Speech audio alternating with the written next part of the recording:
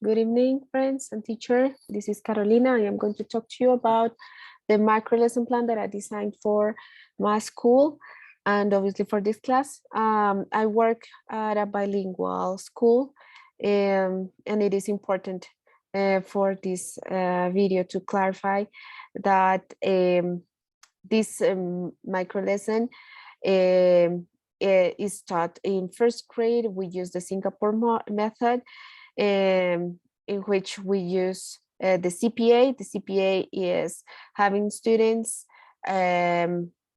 do some activities that help them learn number sense through the concrete stage. They use manipulatives. I am going to talk about manipulatives. These are based on blocks. A place the value chart. This is a place value chart in which they place the digits and the numbers, and also they have a second stage where which is called pictorial. They, by the help with drawings, they know how to show concepts, in this case greater than and less than, which is the name of the lesson. Well, during this the implementation of this lesson plan, I found out 4 positive aspects. The first one was found at the beginning in the warm-up. I proposed a problem, and this problem was really engaging and allowed students activate previous knowledge from previous years, and not only about numbers, but also about also the use of these little drawings that we have here. Using the manipulatives help them gather the concepts greater than and less than in a smooth manner, because they know by placing them physically, they know which one is the greatest. So this is really helpful for them.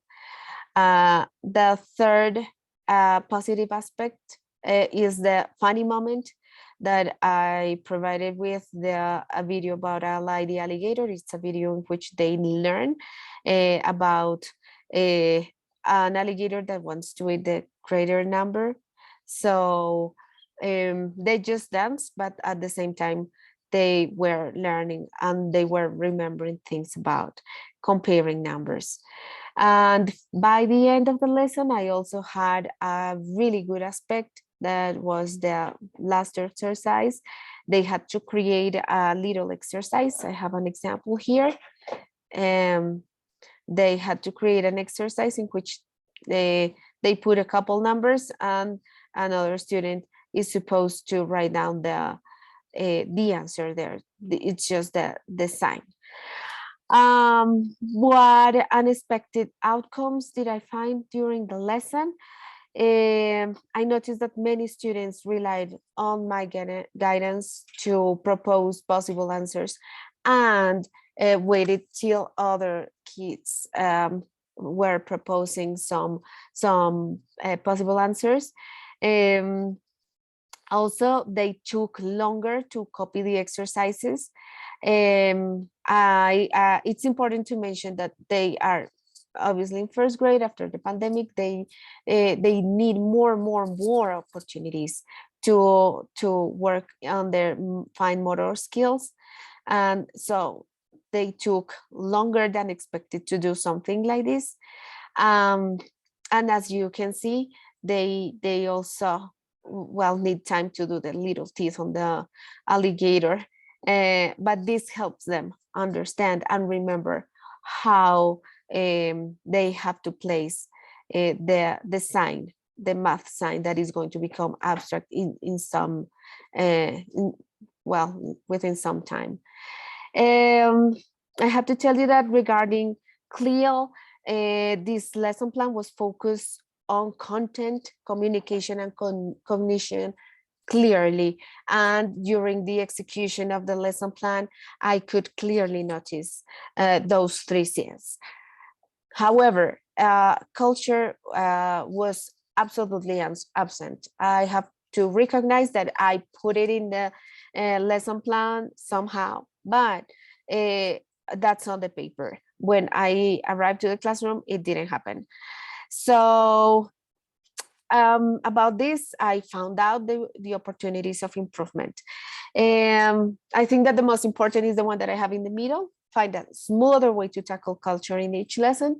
I've been reflecting about this, and I really think that this, the first one, providing them with more independent problem-solving opportunities, is going to help me find out a real connection between math and their real lives, and also to, tackle this outcome that I had here, because they don't some of them don't want to solve their problems by themselves, and they wait for others to solve them. So I think that this is going to be like a good way to apply a complete clear lesson that has the 4 C's on them. And the last one is to consider the use of manipulatives, though it takes a lot of time and they get distracted. These manipulatives go all around, and they take time, putting them out and placing them, working with them. But as you can see here, this girl particularly had a problem with the second exercise, and she took a little bit longer trying to find out which one was the less, or how to come to that 479 was less than 497, as the digits are so alike. So I told her, well, you need to use the manipulatives, and she could find out. So I think that this lesson plan was really successful. I think that the most important conclusion that I have to come up out with is about the 4th C, the culture C.